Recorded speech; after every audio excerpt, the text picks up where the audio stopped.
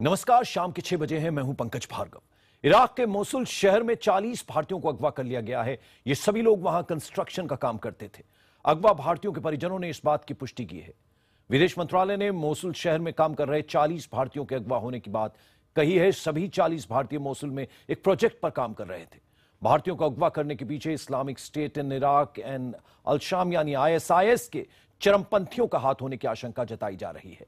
इनके अलावा 46 भारतीय नर्सें भी इराक के तिक्रित शहर में फंसी हुई हैं।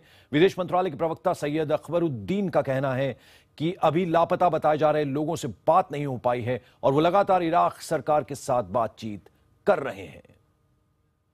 The Red Crescent did indicate to us that they, as per their information, they can indicate that 40 Indian workers have been kidnapped. They do not know the location.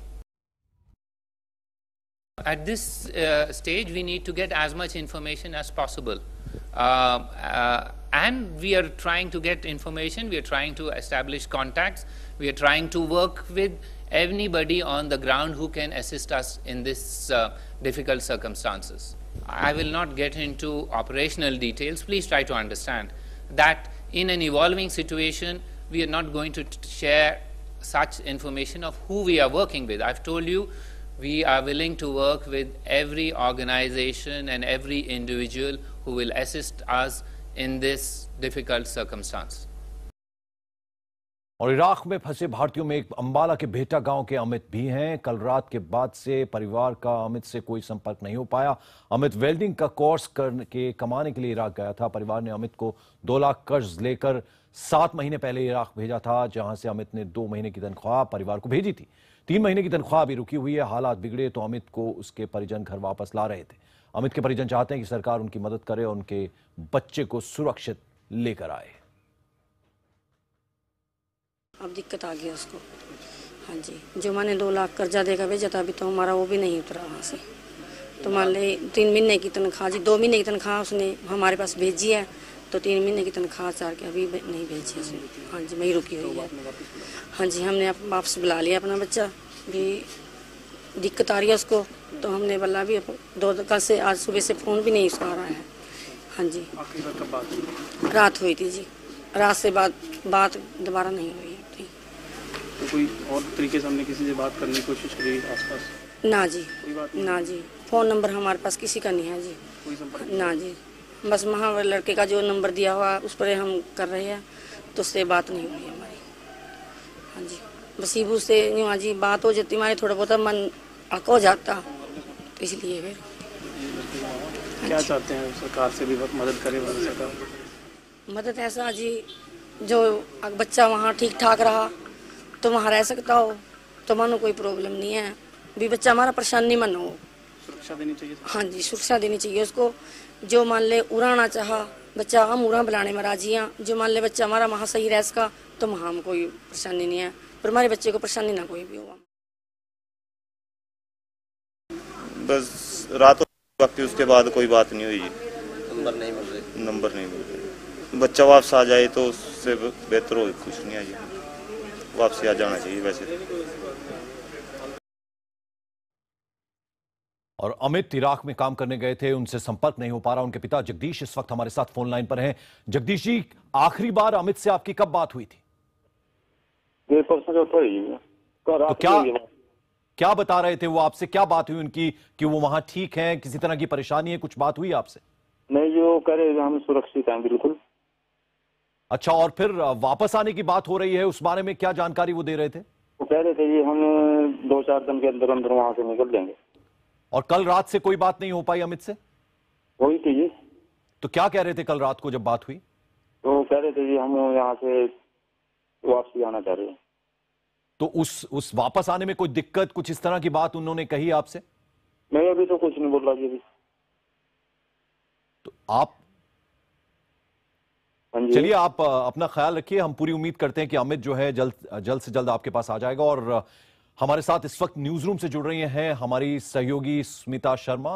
Smita, आपसे मैं जानना चाहूंगा, अब जो है पुष्टि हो गई इस बात की कि 40 लोग जो हैं वो अगवा कर लिए गए हैं मोसुल की, अगर हम बात करें तो? जी हाँ, इसकी कॉन्फर्मेशन, इसकी पुष्टि जो है खुद विदेश मंत्रालय के प्रवक्ता सैयद अकबरुद्दीन ने की है। हालांकि अभी ये साफ नहीं हो पा रहा है कि एग्जैक्टली 48 घंटे पहले की घटना है या 24 घंटे पहले की, लेकिन कुछ अपुष्ट रिपोर्ट्स ये भी आ रही हैं कि इनको निकाले जाने की कोशिशें की जा रही थी जब वहाँ से उस एरिया से इवैक्यूएट किए जाने की कोशिश की जा रही थी जब उनका जो है अपहरण किया गया है। इस इलाके की अगर मैं बात करूँ पंकज, तो ये भी काफ़ी ऑयल रिच इलाका माना जाता है। इसमें भी काफ़ी तेल के रिफाइनरीज वगैरह मौजूद हैं और यहाँ जो एथनिक कुर्द्स हैं वो ये कुर्द बहुल इलाका है।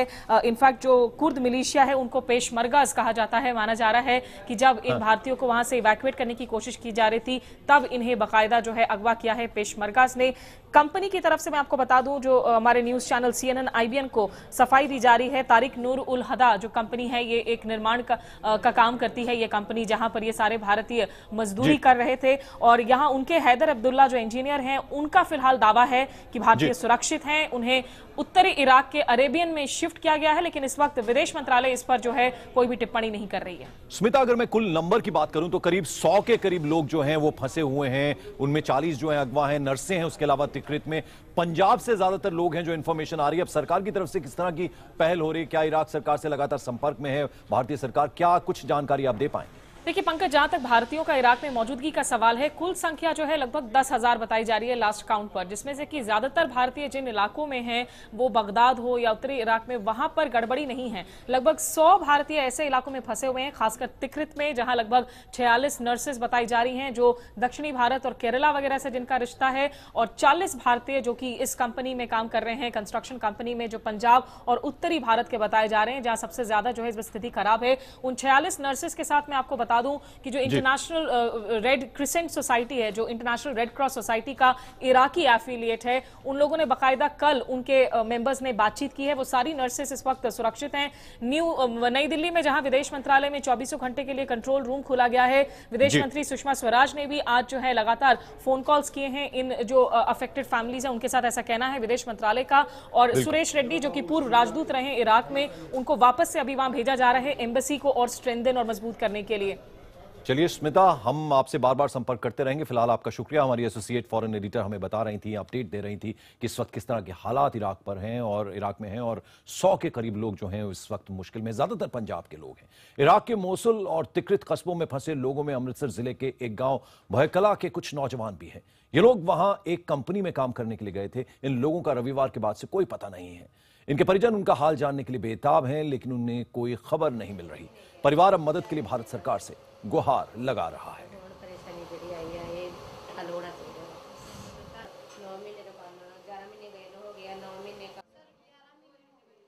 फ्राइडे से जब से ये क्राइसिस, इराक क्राइसिस स्टार्ट हुए हैं, तब से वो हमें कॉल कर रहे थे कि यहाँ पे क्राइसिस हो गए हैं, फाइटिंग चल रही है और कैप्चरिंग हो रही है। तो सर उसके बाद संडे से हमें थोड़ी थोड़ी बात, मतलब बिल्कुल थोड़ी सी बात होती है 1-2 सेकंड की, कि हम अभी ठीक हैं लेकिन आप हमारे लिए कुछ करो, क्योंकि हमारे पास ना तो पासपोर्ट है ना वीज़ाज़ हैं, हम कहीं से निकल नहीं सकते, कहीं आ नहीं सकते। तो सर उसके बाद उनसे कोई कांटेक्ट भी नहीं है। और खुद सिर्फ 3 या 4 लोगों के फ़ोन हैं जो चल रहे थे, वो भी स्विच ऑफ आते थे। हम ट्राई करते रहते हैं, सम टाइम वो ऑन होता है तब बात होती है। और अभी संडे से कम्प्लीटली सबके बंद हैं। और इस वक्त गुरदासपुर से हमारे साथ चरणजीत सिंह जुड़ रहे हैं। इनके भाई निशांत सिंह भी मोसुल से अगवा हैं। चरणजीत जी, आपसे मैं जानना चाहूंगा, आखिरी बार आपकी निशांत से कब बात हुई थी? सर हमारी बात ना सर 3 दिन हो गए, पहले फोन लगातार ऑन रहता था।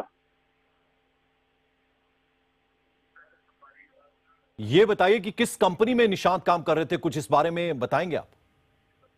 सर अभी आपके टीवी चैनल पर सर नाम काफी हेलो सर। हाँ बताइए चरणजीत जी। सर वो मसूल में थी, कंस्ट्रक्शन कंपनी थी। हाँ। तो सर वो 10 महीने हो गए थे वो वहां पर गया है। तो आप बता रहे हैं कि 3 दिन पहले आपकी बात हुई थी वहां पर निशांत से? सर 3 दिन से पहले लगातार बात होती थी हमारी। तो वो क्या बता रहे थे उस वक्त? सब ठीक था वहां? क्या बता रहे थे आपको, या कोई परेशानी थी? कुछ इस बारे में बताया? हाँ जी सर, आज से ना 10 दिन पहले वे हमसे व्हाट्सएप पर बात करते थे, कुछ ऑडियो मैसेज भेजते थे, कोई पिक्चर्स भी उन्होंने भेजी हैं। हाँ। तो सर तब उनके ना साइड के 1 किलोमीटर दूर पर ISI वालों ने कब्जा किया था। तो सर प्रोटेक्शन के लिए फिर इनके पास इराकी फौजी थे इनके साइड पर। हाँ। तो सर कुछ ही फिर 3-4 दिन बाद इनकी साइड पर भी ISI वाले ने कब्जा किया था। तो अभी बात नहीं हो सकती क्योंकि वहाँ पर माहौल खराब है।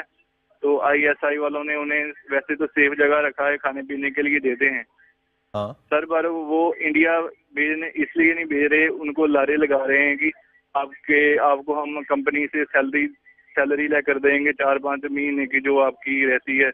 सभी जो 40 हैं उसमें ज्यादा से पंजाबी हैं।